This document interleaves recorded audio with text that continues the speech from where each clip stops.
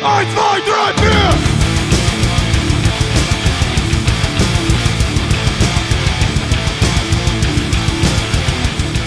Rifts! Hey, welcome back to From the Rifts. I'm Big Will Johnson. This is Carmen Belair. And today we're going to be discussing some expansion books from the Dead Reign series. Yeah, we're going to go over Civilization Gone and Dark Places. I've got a second copy of the books here, which I'm going to look through as we go, kind of keep us on course.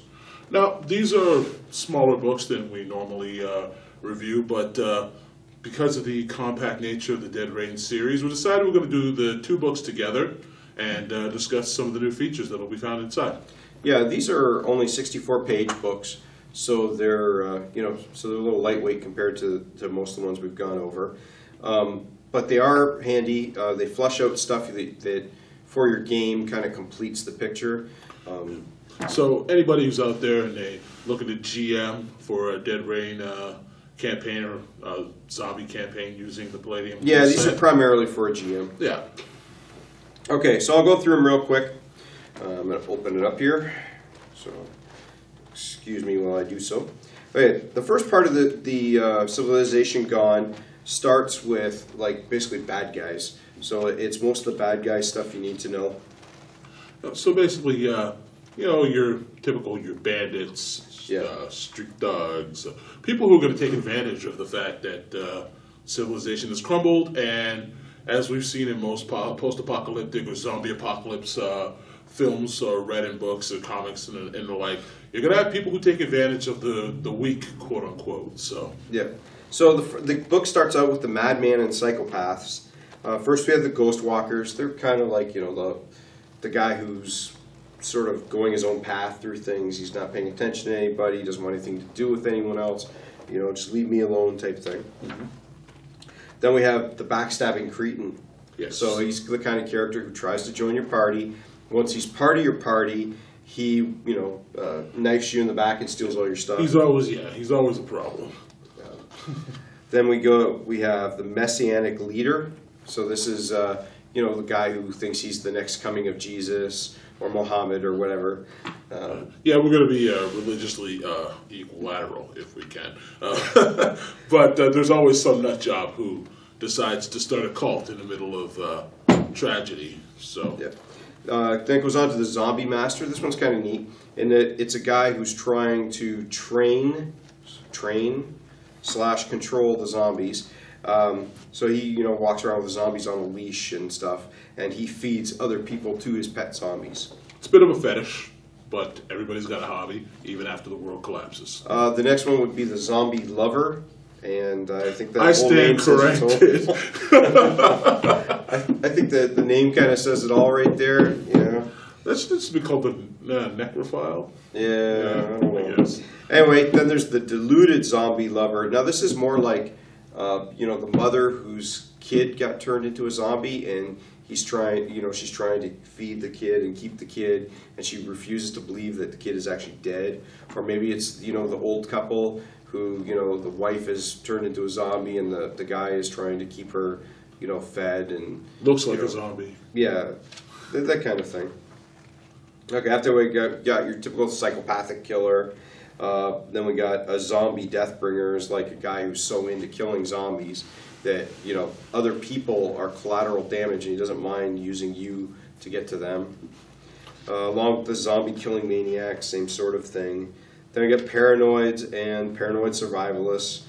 Again, more people who just don't have a firm grip on things anymore, because that's kind of one of the threads of the game is the losing of insanity. Well, when you have a situation where there's so much loss, part of building the set in any role-playing game is having NPCs or even some certain player characters who really exemplify the desperation of the actual setting. Yeah. And in this particular setting, when you lose everything, often either the more positive or the most negative parts of your personality are going to come to the forefront.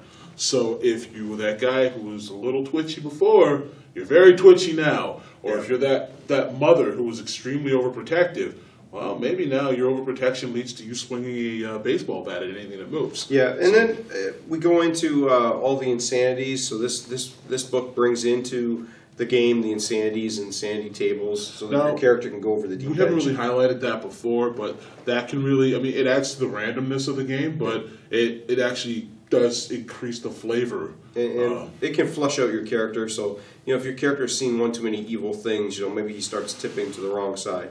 That sort of stuff. After that, the book is kind of rounded out with charts for homes and home resources, so like if you break into a house, what you can find in there to try to take and help your people survive. Again, that's more for GMs and less for players. It has a section on street gang protectors. So these are, your typical street gang, but who now, instead of, trying to rough up the neighborhood, is, trying to protect those few who survive in their area. And I think it's a very clever thing to use, because the truth is, street gangs, the one thing they have, especially in a post-apocalyptic scenario, the fact that street gangs are an organization. Yeah. Okay, and then there is a couple new zombies. We have the Juggernaut, which is either the really huge fat guy or the over-muscled guy who becomes a zombie. We've seen those in video games. The Trash Crawler, a zombie who's like so beat up and cut up that things are starting to stick to him, so it kind of hides him in the debris and the rubble. That's so gross. And then, of course, the Pretty Zombie, the one who's been feeding so much that the zombie still looks like it did in life, and therefore can trick and attack people. I guess that's where the zombie lovers come in. Yeah. After that, we have random encounters, and that kind of closes out that book. All right, now in Dark Places. Now this one here, we have a whole selection of new types of zombies. So this just kind of runs the gambit, so I'll walk through them real quick. We have Bug Boys, which are kind of like a zombie who's rotted enough that he's become infested with bugs and vermin, and it's starting to eat through roaches, centipedes, they just run all over the streets. Yeah, this guy's fleas walking. And ticks. And I love that visual, actually. Yeah, all kinds of stuff. And I mean, it can, it's all stuff that can affect the other player, that affect your characters. Then we have Worm Meat, who's like infected with worms and maggots and leeches and those type of things. Again, coming in contact with him, you can get it. Especially if he blows up. Yeah. That can be. Sewer crawlers. Now, the sewer crawlers are kind of like the regular crawlers from before, but are even more decrepit and are stuck kind of crawling through sewers because, they may not have any arms or legs. They might just be a head with a bit of trailing body moving like a snake or whatever. You notice a theme here. It's more disgusting than previous incarnations. Yeah, because it's 3 months later and things are getting worse and the plague is continuing. The smell. It's the smell. Then we have impersonator zombies. These are kind of on par with thinkers. Yes. But they're smart enough that they try to impersonate, say, maybe like a store mannequin or a set of kids' toys or something, and then use that that waiting position to attack. That's like the creepy little kid in the corner on the swing set. Yeah. And then the last one is the blowfish, and these are really just another sloucher, but instead of a regular sloucher going, they're one who's been like underwater for too long, is bloated, and the stuff's leaking out of them all over the place. Excuse me. After that, we have traveling the rails and encounters like for trains and boxcars and stuff. Yeah. We have the urban underground, so like if you want to go into like subway tunnels, train tunnels, that kind of thing, what you might encounter. And the cool part for that is that could be your entire campaign, just being underground. Yeah. Then we have like different pitfalls and dangers underground. And then we have what I think we've needed for a while, since the first book, which is diseases, infections, and infestations. So, yes. Because you got the Walking Dead, they're just piles of rot wandering around. I mean, the minute you come in contact with them, there's a chance you're going to get disease. Yeah, I mean, and nobody's making antibiotics anymore. Yeah. So what you got is what you got. And the last of it is some random encounters for the trains and tunnels and all that. And that rounds out the last one.